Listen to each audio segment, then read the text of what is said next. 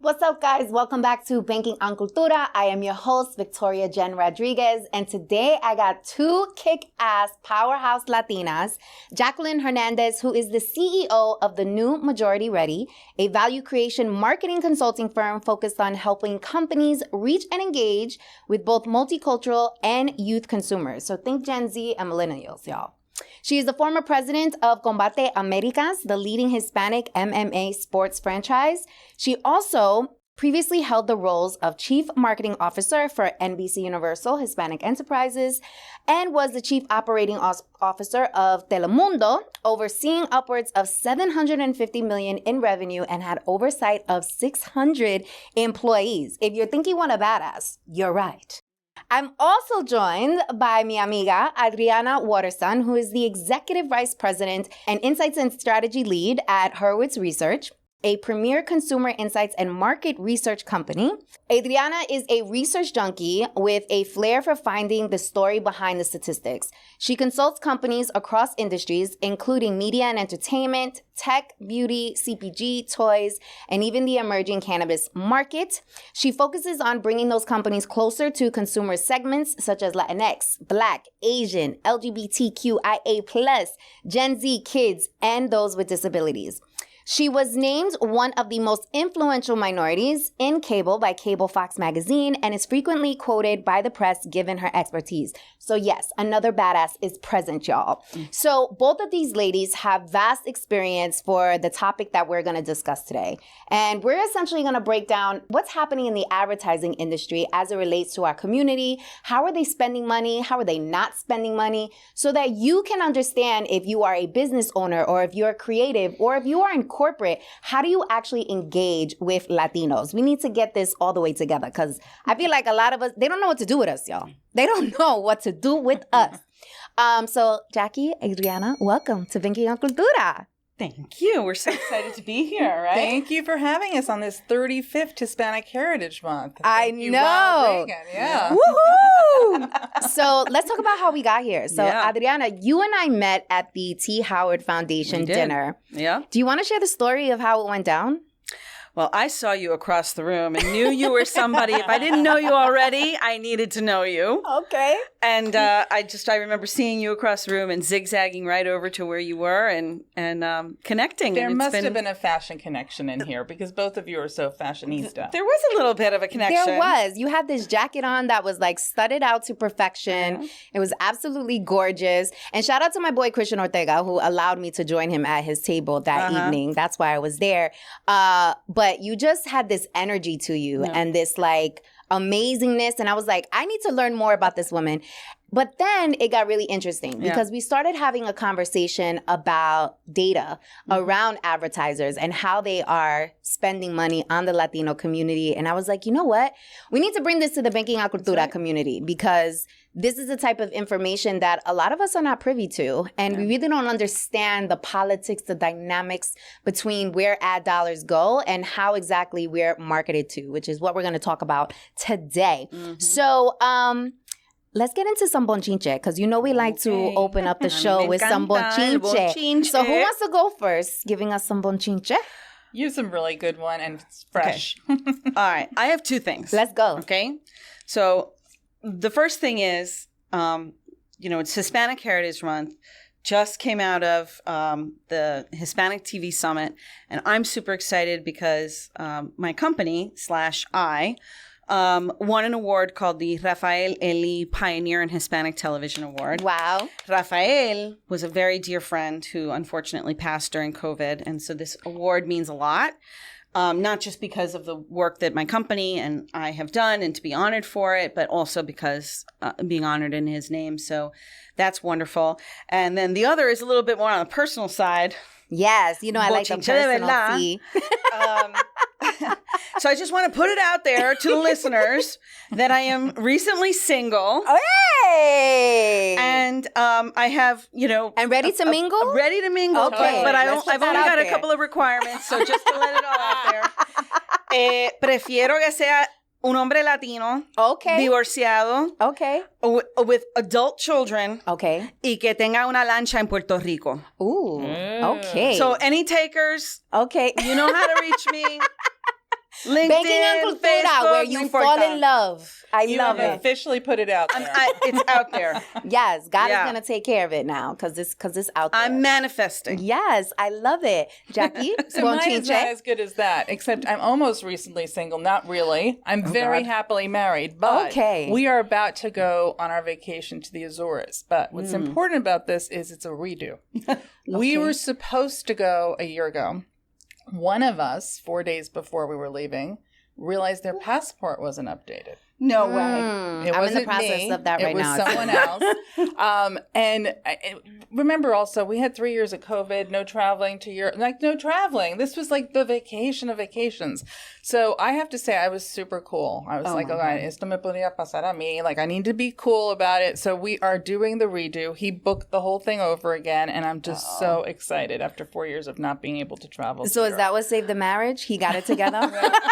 But I have to say, marriages, I love him to death. I do have to say, for those of you who don't know, Jackie is married to an equally amazing, her partner is Jack Rico. Yes. And he is super cool, a blogger in his own right. He has a media show. Yep. And it's Brown and Black. Okay. And he does podcasts and interviews, and he's fabulous, Colombiano. Okay. De Barranquilla. Okay. Yeah, he's Qué rico. awesome. So Muy rico. I appreciate that Jackie's giving him a pass on the passport fiasco. He deserves it. Okay. I love it. Okay. So let's get into some data because both of you have tremendous insight in this space. So can you tell us how advertisers are actually viewing the Latino community? Because they're treating us almost like a monolith, right? And can you share some of like the history, where we are right now, and aspiration for the future? You want to go first? Jackie and I have known each other for many years, so I know we think alike. So I'll start. I can start, but just chime in. So, and actually, Jackie is even more of an expert in this because she was the GM of Telemundo. I mean, her whole thing was about explaining to advertisers the value of the Hispanic market. From a researcher's perspective, I can tell you that so I'm a little bit of a step outside. I don't buy or sell media, but I just do research on consumers, and I help advise my clients, which are mostly either the media companies on the one hand or the advertisers on the other, of what has to happen. Right. And historically, there's been a problem, right, in the Hispanic market space, which is that first of all, multicultural, whether you're talking about Latino, Latinx, Hispanic, Black, Asian, whatever. I'm sure we'll get into that. All that we'll get into in a second. But it's always been undervalued, right? Advertising budgets are gigantic, and then multicultural markets budgets are this size, and then within that, the Hispanic market or the Latinx market. So that's been the problem that Hispanic media has had to contend with forever and ever and ever, right?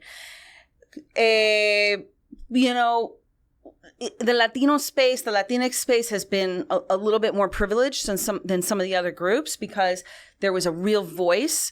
The Hispanic market, there's a lot of advertising agencies. We had, now it's called something else, but AHA, which was the association, and whoever they are now, I don't even know, cultural, whatever, no importa, pero the Hispanic ad agencies work together to really create the market, to educate the market. The networks, Telemundo and Univision really help to define the market. So historically in the past, within the multicultural budget, Hispanic got its fair share. Post everything that went on in 2020, I think there was a shift. There was a growth in understanding about multiculturalism in general and the importance of reaching and serving diverse voices, with a shift towards, I think, prioritizing the Black audience, which, by the way, I think is totally, they were valued and underrepresented for a long time. So, right. ¿Cómo se dice? The evening out, rebalancing was fine. The problem is where we are right now, which is that after the hype around, BLM and the murder of George Floyd, and you now see all of the news is this company cut their DE&I, this other company cut their multicultural budget. Like, we're almost going back to where we were before. It's like we take 10 steps forward, and then 12 steps back. Right. That's my view anyway. Yeah. So let's take that view. Everything you said, I totally agree. But let's also take it to like a little bit of the future and also the facts. So you asked about data. So there are many companies that do lean in, and they do lean in well, and they don't do it just monolithically, although there are those that have that problem. But you're talking about a market that's is going to exceed $2.5 trillion. You're talking about 20% of the population, 51% of this country's growth, also growing at twice the speed of the general population. That is all going to change. The underrepresentation and disproportionate amounts of dollars, that is going to change because of two reasons. One, the consumer. The consumer, the Latino consumer, especially the Gen Z and the millennials, they're not going to go with brands that are not aligned with their values. They're going to say no, or they'll cancel them. The second thing is the rise of multiracial. This whole thing about, this box or that box or the other, it's not a consideration. Right. In the last census, it was striking. 18 to 44-year-olds, it was 300% growth in multiracial. Yeah. So I think we're going to start seeing a lot more ads. Like one of my favorite was the NFL ad during the Super Bowl. I don't know if you guys saw it. It was Diana Flores. She's this famous Mexican football flag racer. And she was running through, and it had very inclusive people of all different races and ethnicities were in the ad. At one point, it's bilingual, está hablando con su mamá en español.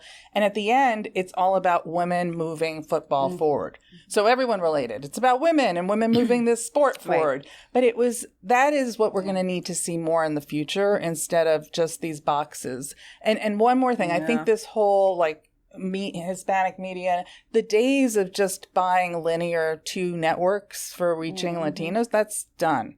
It's now, where do you see them? You see them on YouTube, social media, TikTok, even streaming platforms like VIX, ad-supported streaming.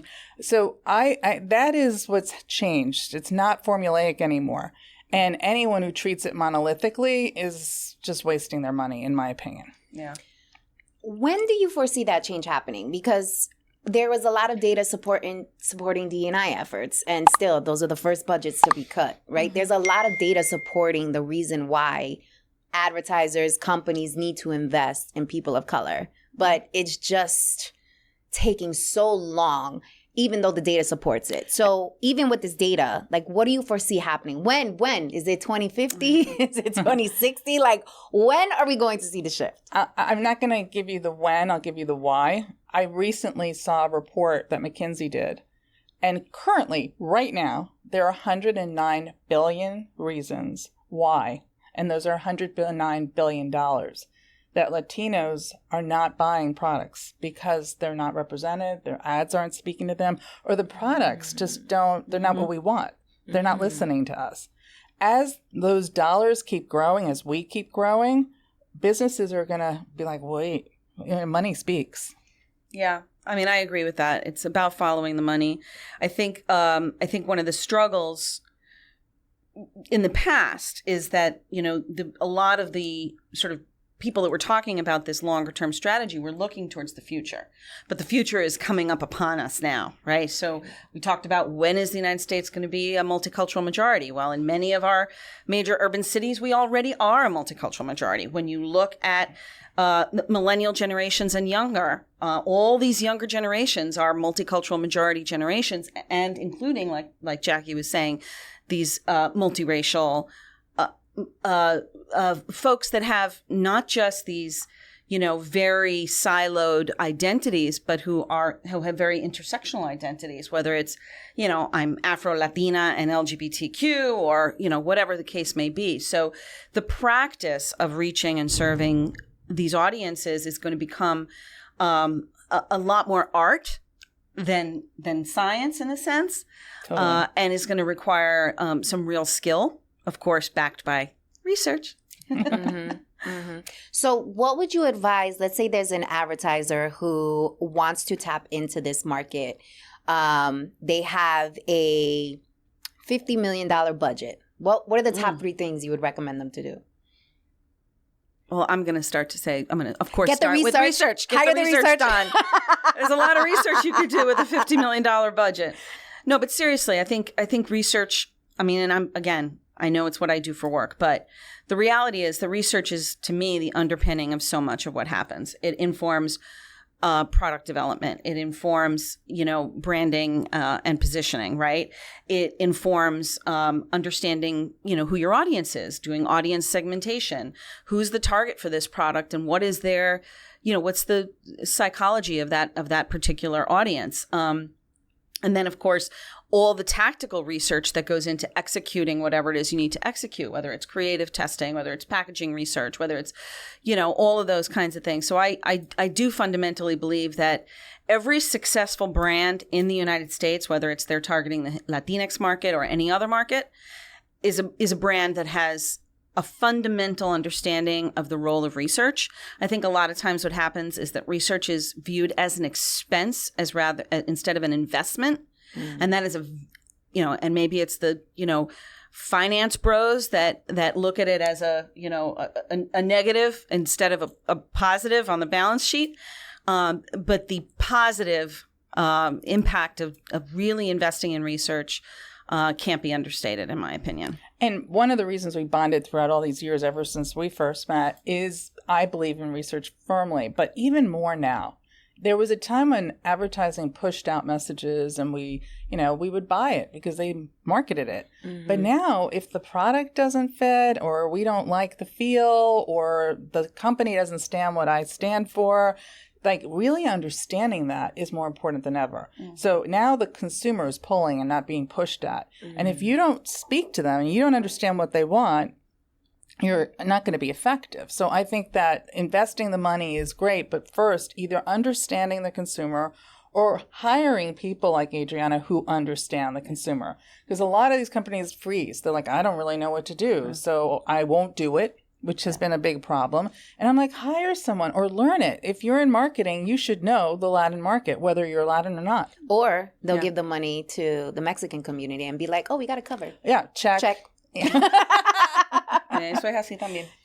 Yeah. Okay, so research, understanding the consumer psychology, right, of the Latino community.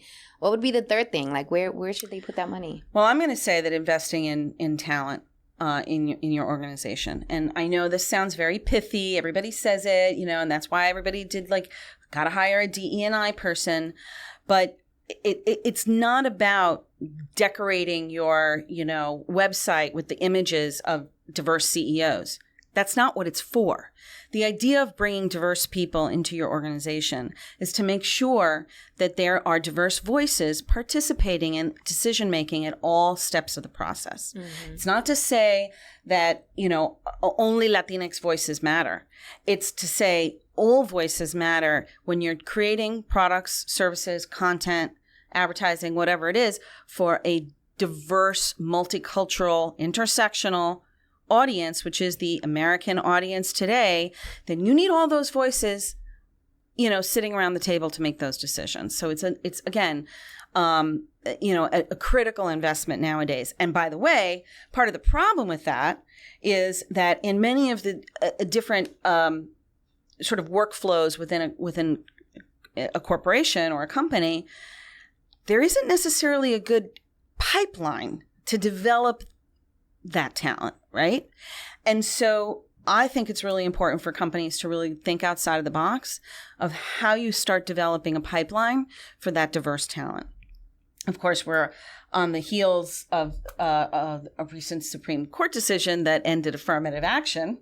Mm-hmm. And I see that as inherently short-sighted for the future of corporate America and for for the state of our economy, because if we're going to be blind to the fact that that systemic inequities exist, whether it's for Black folks or for Latinx folks or whoever, and we don't make an effort to even out those systemic inequities and to allow for the development of multicultural talent at the corporate level, we're going to lose out. Yeah, I agree with that. I also think that marketers need to really think about purpose right now, not just selling their products. Like, what meaning does it have? What are they doing? How are they connecting, especially with the Latino community? We want to know that they really see us, hear us, and they understand the nuances and what's important. and they make stands. So I think that's also very important, incredibly important right now. Oh, can I just piggyback sure, on that? I think that's so true, Jackie. 20 years ago or 15 years ago, that wasn't an issue, right? We didn't have the internet. Corporate America could exist in their ivory towers, and, the decision makers could be all whatever white old men, and they could be donating money to this cause or that cause, and, having all these, corporate practices that were, whatever, unethical or not aligned with the way that their consumer, would think. That's over. That is over. There is no The consumer secrecy. really cares now and knows. They care and they can find out.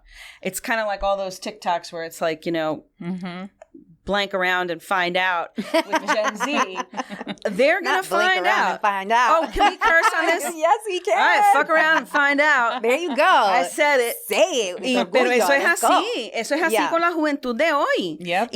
And you can't be like somebody that using Pride as an example, putting rainbows out on your Pride during Pride Month, and then going and donating to politicians that are enacting anti-LGBT legislation. Like you just can't do that in today's world. Right. Yeah. Y hablando del Hispanic market también, o sea, you're not going to go and say that you want to cater to the Latino population and then go and fund politicians who are anti-immigration, who are anti. We know companies want to sell their products. Now we need to believe that we want to buy it because we buy into what they do. Mm. So I wonder if that is specific to the Latino community or just overall consumer psychology, given everything that we've just gone through over the last 4 years. I think it's it's a new generation that's looking for transparency and for truth. With the Latino community, I think it's just being marginalized or not being seen, and now really wanting to be seen and heard because of the economic power.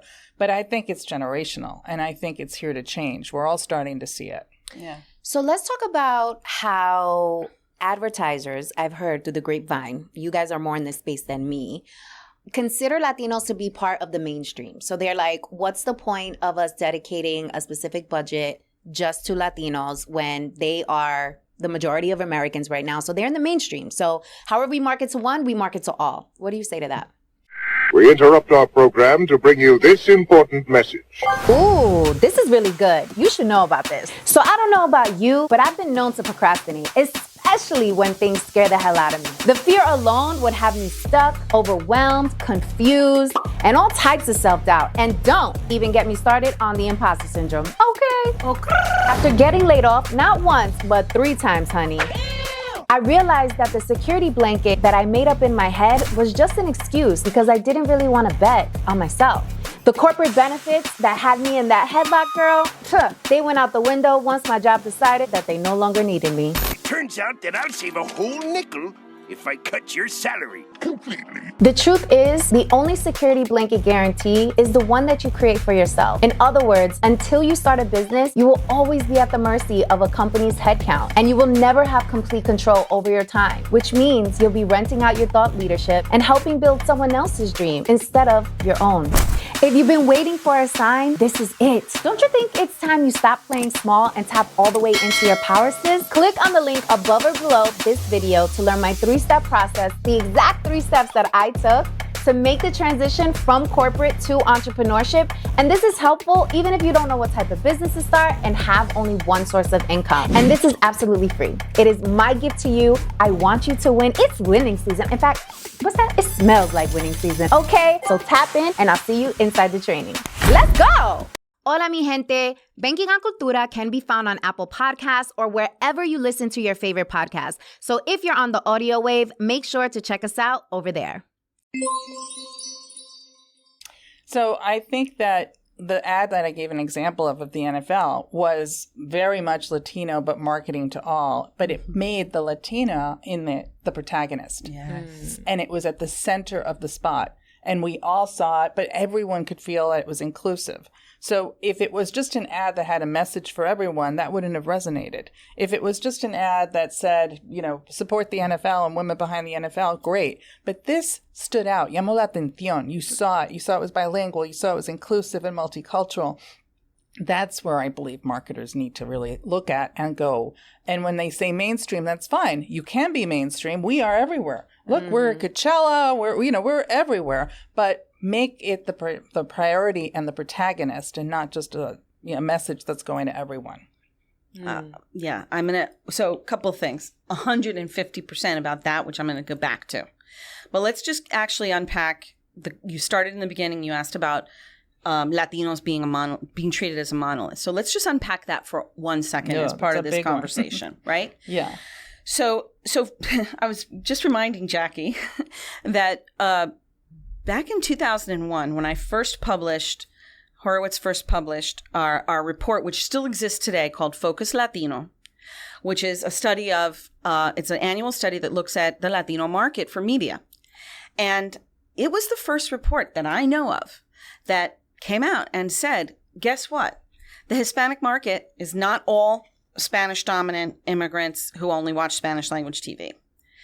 I came out and analyzed, we've got less acculturated, we've got more acculturated, we've got the bilingual biculturals. These are all different segments with different behaviors around media and content consumption, different, psychographics, all these other things. So that was a problem for the Hispanic media market at the time, who had banked on convincing advertisers that at the time it was like 50 million Hispanics back in 2001, something like that.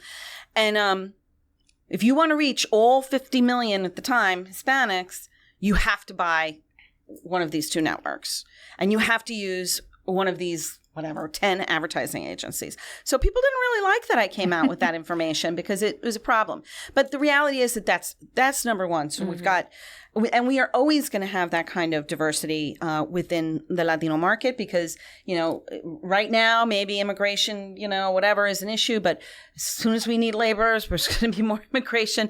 We're going to, there's always going to be people coming in. There's always going to be new generations being born. I mean, we know now at this moment that, the majority of Hispanic births are U.S. births, but that could change. That's always going to change. There's always going to be a very diverse market in that sense. And there's also the issue of culture, right? Yo soy puertorriqueña, no soy mexicana. So, but you're right, with the bulk of Hispanics in the U.S. being of Mexican descent, the numbers would tell you, well, we should be making these choices. Right.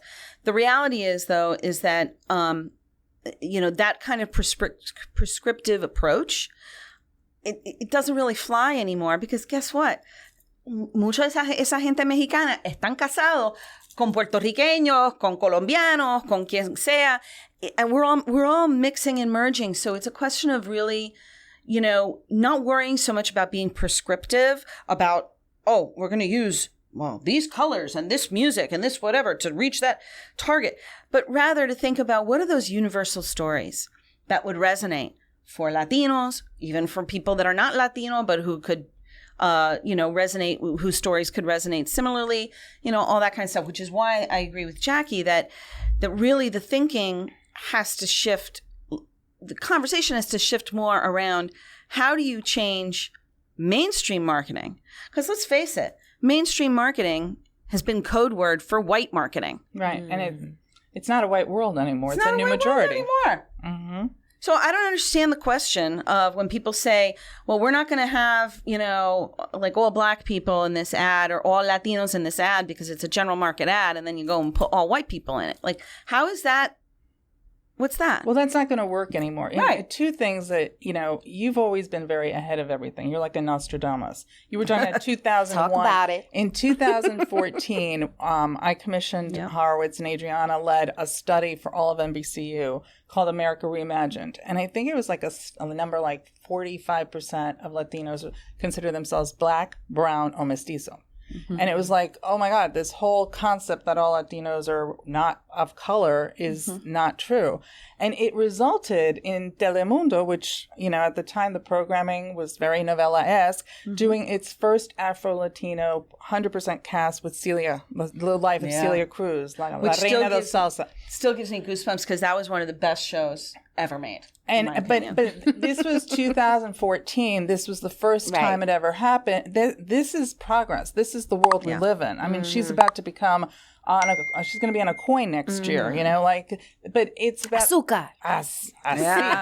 But it's understanding, knowing the data, but then also knowing the human truths and evolving with it. The mainstream is of color. Yeah. Right. Yeah.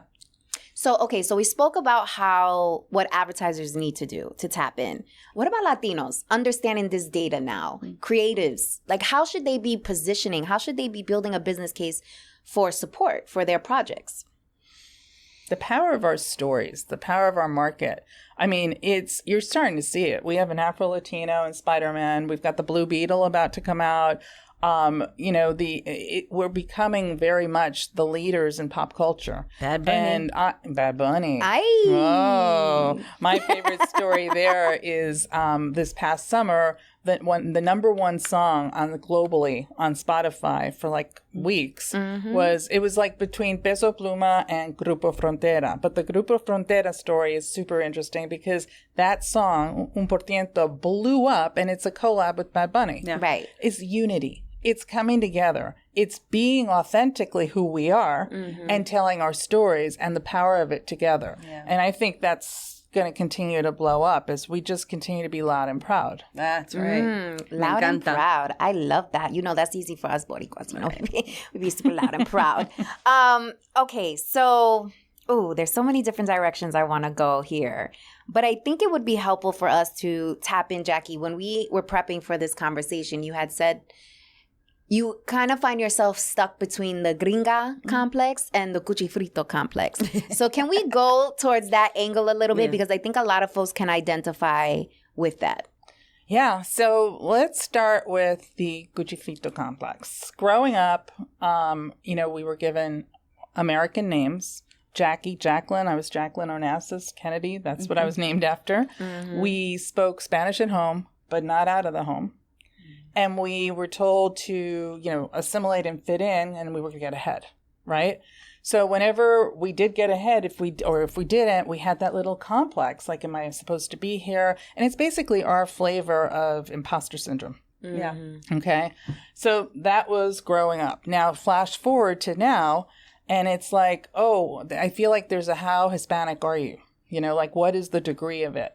And this really happened to me last year. I applied New Majority Ready for minority-owned business. And I was told, you're not a minority because your family, your parents are from Spain. And I get it. But it was like, oh my God, what about all those years of, you know, me being Hispanic, being Hernández, not, you know, feeling that cuchifrito. Now I'm feeling the gringa thing. And there's also the whole race thing that came out from both Black Lives Matter, and I think we saw it in our community with In the Heights. And, you know, it was us confronting colorism, which is real, very real in our community. And so all of that come together. It's like, wow, white privilege here, right? Yeah. But Hispanic upbringing from immigrants who came to this country, didn't speak English well, and were blue collar, and yet putting it all together and now really looking at, well, the definitions are changing.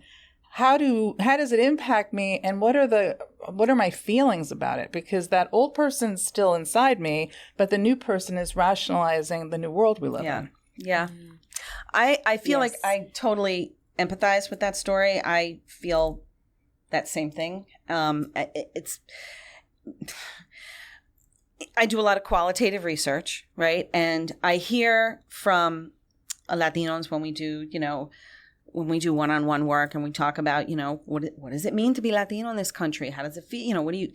And one of the things that I hear a lot are about being underestimated, being underestimated and then over-delivering, which is something that's it's a common theme I hear. This issue between not being Latino enough to be, I think it was Selena that said it at one point, no soy bastante mexicana para los mexicanos ni bastante americana para los americanos. Right. Y eso nos pasa a todos, ¿verdad? Yo me crié judía cubana en Puerto Rico, nací y me creí en Puerto Rico, ¿verdad? And I always feel like I wasn't Jewish enough for the Jewish people. I wasn't Cubana enough for the white, Cubanos. right. Mm-hmm. I wasn't Puerto Rican enough for the Puerto Ricans. And when I came to the States, people were like, you're from like some, like, who are you, you know? Eres gringa. Ajá. White facing. Y entonces, pero en mi carrera profesional, mi experiencia fue algo bien diferente because I started, I started doing this work in 2001, as I mentioned, 2001. And at the time, there were very few Latinos in positions of power in the companies that I was working with. Mm-hmm. And I felt like my white Latinaness made my message much more palatable for the people. You were translatable. Because I was like representing the Latino voice, but I wasn't intimidating because I didn't look as Latino as they imagined Latinos would look like, right? Mm-hmm. So it was a superpower then. Is it now? It's I think it's interesting. I think to your point about the race issue, and rightly so. I mean, I think that the Latino market, we have a problem with colorism. We have it in Puerto Rico. You know, I don't know about this last census, but I know in every other census, 98% of Puerto Ricans check off white as their race. Yeah. You know, and that's. That whole thing is super complicated. So, but we don't like to talk about. We hadn't liked to talk about race, and I think we've had an awakening in the past number of years, especially with with understanding that the divisions that have been sowed between Black and Latino have been very purposeful on behalf of the people that wanted us not to see our commonalities so that we wouldn't unite together as a multicultural majority. And so what we've seen over the past number of years is kind of this new awareness of Afro-Latino identities and the alignment of Latino issues with the issues of other people of color and all this, which I think is fabulous from a social, political, economic perspective and really important. But it also does create this interesting dynamic for white Latinos. Where do we fit in this new sort of view of the world? It's all a work in progress. And I think a really interesting, from an anthropological perspective, a really interesting turn of events that I'm actually excited to be a part of and living at this time. And like I have a daughter, nacida aquí en Nueva York, rubia, con ojos verdes, ¿ok? Pero ella habla español y se identifica como puertorriqueña y como latina. And she doesn't question her identity because she, the young people today understand that identity is really what you make of it. What you are aligned with in the communities that you feel comfortable in and all this kind of stuff. And I think, I did a study recently that came out in the press with the people from See Her. Short flex. Yeah. And it was a Gen Z study. And one of the big findings was that the Gen Z really feel that identity is something that they should be your identity is something that you should be able to define, not that something that society should define for you. Yeah, so. I think that, and we've spoken about this identity crisis concept, and I know, Adriana, you had a different perspective, and so did you, Jack. Exactly, this is the crisis, because the different generations are all experiencing a different facet of this, right? And so it's very difficult for us to mobilize around this concept because we're all experiencing it very differently, depending on when you were introduced to America, where you were born, the family you came from, socioeconomics, your ethnicity, race, color, what you've been exposed to, all the things. And so there's so many Latinos who are feeling like it is not a competitive advantage to be Latino right now because they still have the preconditioning of, I need to fit in. I need to put my hair in a bun. I can't rock my curls. I can't talk Spanish at the office. Oh, we get to bring our dishes. I can't bring arroz con gandules. I got to bring vanilla cake or something like that. Right? And so what do we do about this? Because it's like, it's so beautiful that we're evolving as a community, but at the same time, because of the complexities that exist within the community, and just American society and those type of influences on us when we are trying to hold on to our cultura but still be American and fit into America and all these things. Like, how do we get more comfortable in our own skin? So I think that there's two ways. One, it is bringing whatever you want to eat at work. It is bringing your true self. It is having the identity. This is who I am. I'm gonna understand it, accept it, and I'm gonna own it. I'm gonna be it. But also doing it in a way that we're united, because that's where we mobilize. You know, it's interesting. You were talking about never feeling enough. When I was at Telemundo, we rebranded the network. And we did a lot of research and a lot of understanding. We found that when you have a network that's broadcasting, you reach many different types of people. How do you speak to just one or the other? Right. So we tried to find the human truths. And so we took that weakness of never feeling enough and turned it into a positive. And we said, we're 200%ers. I actually coined that.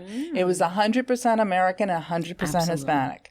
And I'm going to bring, and the actual logo of Telemundo is two pieces that come together, and it turns into a T. But it was everything that we did. So if we were going to have The Voice on NBC, we're going to have La Voz on Telemundo. If we were going to, whatever we were going to do, we were going to do it, but we were going to do it our way. We were going to do it celebrating our language, our culture, our people, our food, and our differences. But instead of pitting against each other, mobilizing and coming together and activating. These are numbers, 2.5 trillion, but activate those numbers. Show the power that we have together as an ethnicity made up of different countries of origin, different colors, races, whatever it might be. But the power that unites us is huge, and it's culture. Why do you think Hispanics have such a big influence on pop culture? Right. So first of all, another flex. I mean, Telemundo, icon, logo, creator, all the things. Just want to put it out there. So this brings me to our Talk That Talk segment, which is going to, I think, raise another concern that I have in the community that I feel is creating isolation instead of connecting us. And it has to do with labels. It has to do with, do I talk about the community as Latinx? Are they Hispanic? Are they Latino? Are they Latine? I remember I had a client who called me, the biggest asset manager on the firm, not going to say their name, biggest asset manager in the world. And she was like, Victoria, I'm having a hard time. I'm like, okay. She's like, how do I describe your community? Like, I have this network here and they're trying to think of a name for themselves and we're trying to put out data. Like, do I say Latinx? Do I say Latinx? Do I say Hispanic? And what was so interesting is I didn't have an answer for her. No, I have an answer. Because it's like, I don't know. We all use the term. And I guess it depends on what age group you're speaking to maybe, but collectively, how are we able to harmonize around each other if within the community itself, we have a disassociation and a disconnect with just how we talk about each other? We interrupt our program to bring you this important message. Ooh, this is really good. You should know about this. So I don't know about you, but I've been known to procrastinate, especially when things scare the hell out of me. The fear alone would have me stuck, overwhelmed, confused, and all types of self-doubt. And don't even get me started on the imposter syndrome. Okay. After getting laid off, not once, but 3 times, honey, I realized that the security blanket that I made up in my head was just an excuse because I didn't really want to bet on myself.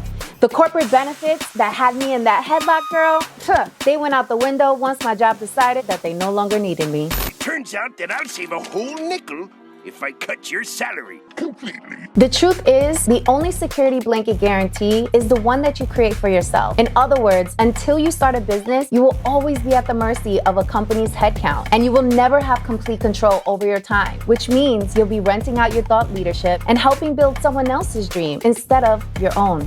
If you've been waiting for a sign, this is it. Don't you think it's time you stop playing small and tap all the way into your power, sis? Click on the link above or below this video to learn my 3-step process, the exact 3 steps that I took to make the transition from corporate to entrepreneurship. And this is helpful even if you don't know what type of business to start and have only one source of income. And this is absolutely free. It is my gift to you. I want you to win. It's winning season. In fact, what's that? It smells like winning season. Okay, so tap in and I'll see you inside the training. Let's go. Hola, mi gente. Banking on Cultura can be found on Apple Podcasts or wherever you listen to your favorite podcast. So if you're on the audio wave, make sure to check us out over there. So I have a really big opinion about this, okay? In fact, I've been trying to sit down and find the time to write an article about it for a very long time. And I feel that the first thing that everybody has to understand is there's the conversation about language, there's the conversation about identity, and then there's the conversation about marketing, right? Let's put the marketing over here, okay? What is the reason that we are talking about Latinx, Latine, all of that? It's not one word that we're talking about. It's actually a conversation about the Spanish language inherently being patriarchal and very gender binary, okay? So when you think about the broader concept of conversations in this world around gender and around patriarchy and around women's rights, and you contextualize the conversation about languages that are gender binary within that framework, and then you start doing some research and you learn that it's not Latinx was not invented by marketers. Latinx was invented by activists, intellectuals, and young people in many Latin American countries, I think Argentina being the first, okay? So it's not a marketing question. It is a language question and a question around equal rights. So it's people who really, really understand this don't just say Latinx or Latine, which, you know, we can talk about that in a second, but they'll say amigues, they'll say, give me another gendered, neutral, like the word corillo, which means like you're, okay, but they'll say corille, you know, things like that, because they will, the goal is to take away the patriarchal and the non-gender neutral essence of the language. And by the way, it's not just Spanish. There are movements like this with other languages that are also gendered.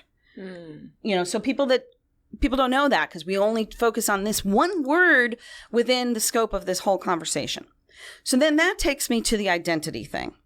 So you're right? The word Hispanic, you know, we've been using it for 50 years. It's right? a marketing term, though.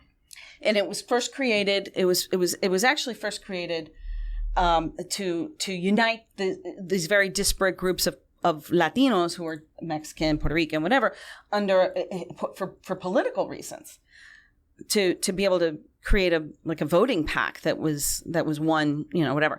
So we came up with Hispanic, and this is now 50 years ago or something like that, like in the 70s. Then, you know, whatever, Latino came up, whatever, for other reasons, and could be debate about the meaning between Hispanic and Latino, whatever. And then we've got, you know, people saying now, well, but Latinx is not taking off, or Latina is not taking off. How many freaking decades did it take for us to adopt Hispanic as a term, right? It takes time for language to evolve, but language will always evolve. So, and by the way, in our research, we track whether or not people identify with the term. And what we're seeing, especially among young people, is that over the years, more and more people have said that Latinx or Latine is the term that they either most identify with, or is a term that they are okay. You know, it may not be the one they most identify with, but is one that they are comfortable with. And that number has grown steadily year over year. And I think it goes hand in hand with that other conversation about awareness around gender equality issues, around, you know, issues around gender neutral language, and issues around women's empowerment. What are your thoughts? Because you come from like the corporate side. Yeah. And I think it's like an interesting dynamic, because I hear the research full through, but from the corporate side, when you're trying to develop these programs and you're trying to build a business case and create community within your hallways, how do you do that when there's so much complexity? Yeah. So sometimes when I hear that question, I say, don't let that get in your way. Like, it's a label, and it's evolving because of all these reasons that you gave. But sometimes people use it as a reason not to lean in, or it's too confusing. I don't understand it. It's not confusing. First of all, I think people identify with being Puerto Rican. Like it's more your personal background. The reason to group people together is for either a marketing term or because you want to communicate with them. But what is your message? And how are you pulling them in with that human truth instead of the label? Like whether or not to market to Hispanics or Latinos or Latinx or Latin because you don't know which term to use is kind of a scapegoat, right? Yes. And so I think it's been evolving. But if you look at every community, labels have evolved. The difference is that in other communities they've evolved and you don't use them anymore. Like that's taboo. We kind of have them all. Right. And that's where it gets a little bit confusing. But I think it's like just if you are going to do something for this community and you call them any of those things and what you're doing is really good and valuable and fun and they love it, none of those are like bad, right? They're all acceptable at the moment. Some might become unacceptable tomorrow. But right now, any of them, let's talk about what you want to say instead of what you're labeling them. And I also think that there's a certain, to your point, I think there is a certain generational thinking that can go into it, right? If you are targeting, young Gen Z, you're going to use Latinx or Latina. Why? My data will tell you that you should, but not only that, it's because of all the other things I just said, right? They're much more aware of all of these issues around sexuality and gender identity and all these things, and that stuff matters more to those young people. Whereas you might talk to, like a 65-year-old, very conservative, traditional Hispanic man who is going to reject that terminology because not only does he not, understand it, but even the basic concepts behind it are not things that he would be. So let me say this. If you're a brand, to pick your favorite brand, and you're going to donate $100 million to planet Earth on behalf of Latinos or Hispanos or Latinx, if you're a consumer, you're going to be like, yes. Exactly. Right? So it's like, it is confusing. And it will probably narrow itself down. But at the end of the day, you use any of them, it's not wrong. You're not going to get put in the corner. It's more, what are you doing? And how does it matter? Yeah. So you don't think folks should keep in mind what generation they're talking to? I do think that they should keep in mind. But I also think that even if you're speaking to a younger generation and you said Unidos Hispanos para el mundo, but if the message is so powerful, I don't think a Gen Z is going to be like, oh, they used the wrong word.